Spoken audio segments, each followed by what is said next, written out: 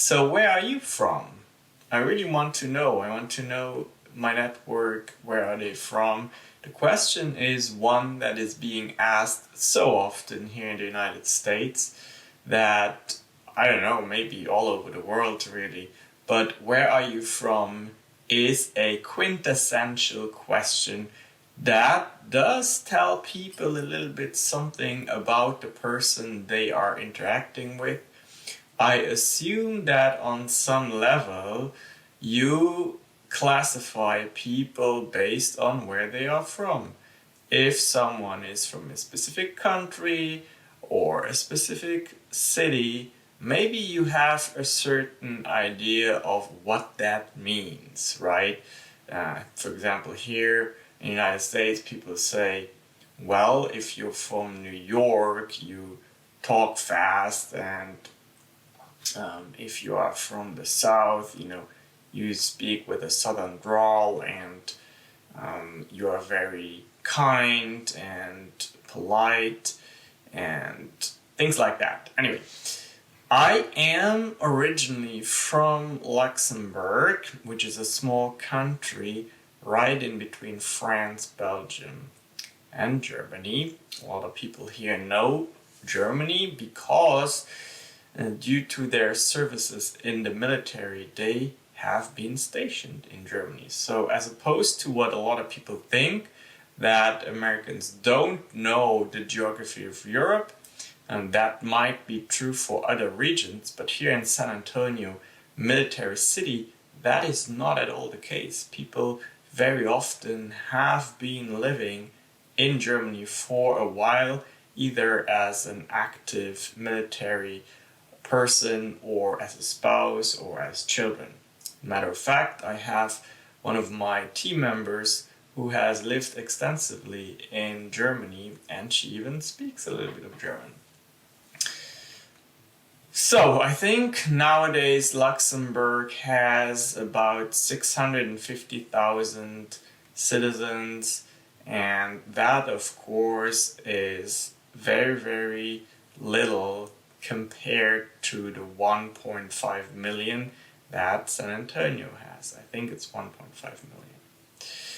What is even more interesting is to talk about the village that I come from.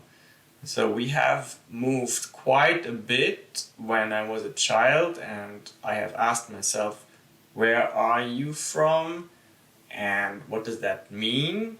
And I think it is probably the village that you have most of your childhood memories from. And that for me would be a small village called Dellen, Dellen. And what is particular about Dellen is really how small it is. I think in the early 2000s, it had a census of roughly 100 people. Yes, 100 people. And probably in the early 90s, where I spent most of my childhood there, it must have had maybe around 80 people that lived in that village. And that really is quite telling, right? That gives a lifestyle that very few people here in the United States or throughout the world can really wrap their minds around.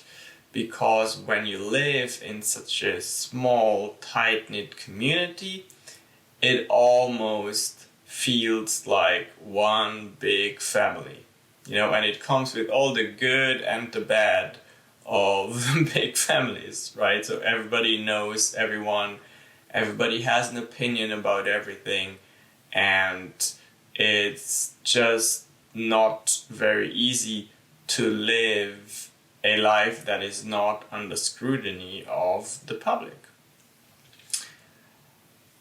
We lived in an old schoolhouse that was right next to the church of the village, and adjacent to the schoolhouse was also the past classroom. So in those small villages back then, the teacher of the village used to live in her house, and then right adjacent to it was the classroom. And that classroom was being used as a yoga room where my mom gave classes to the people of the village and the surrounding villages. And my mom was a single parent, so she worked and took care of us. And I got pretty independent early in life, and it was really not dangerous there. You could roam around and play and just be a kid, spend a lot of time in nature with animals and with the kids of the village. And I really have fond memories of that time, and it was a very, very beautiful area too.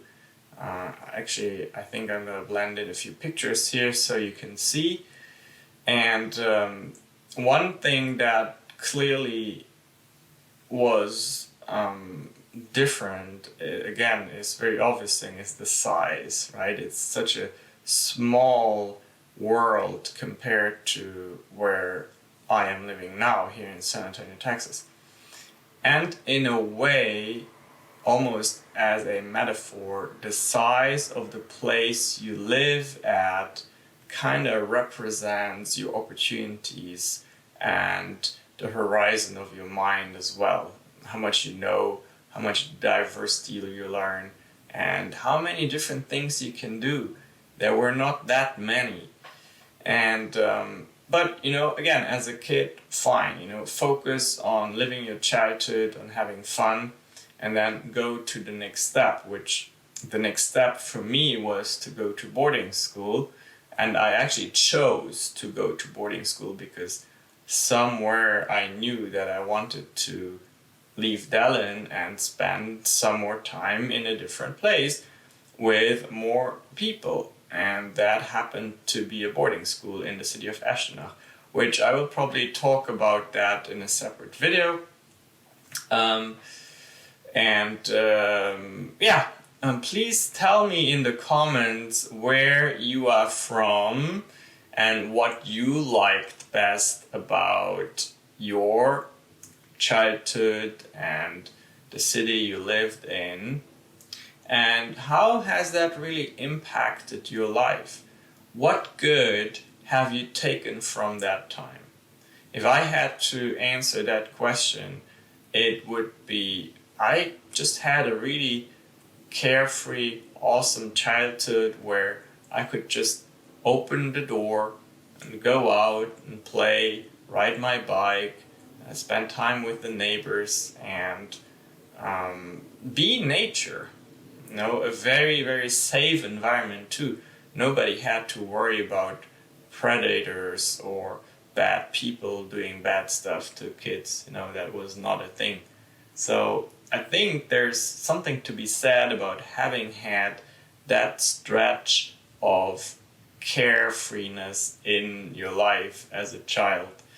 And that has given me a very strong and healthy foundation to go into the next phase of my life, which of course was the time spent at boarding school, my high school years, if you will.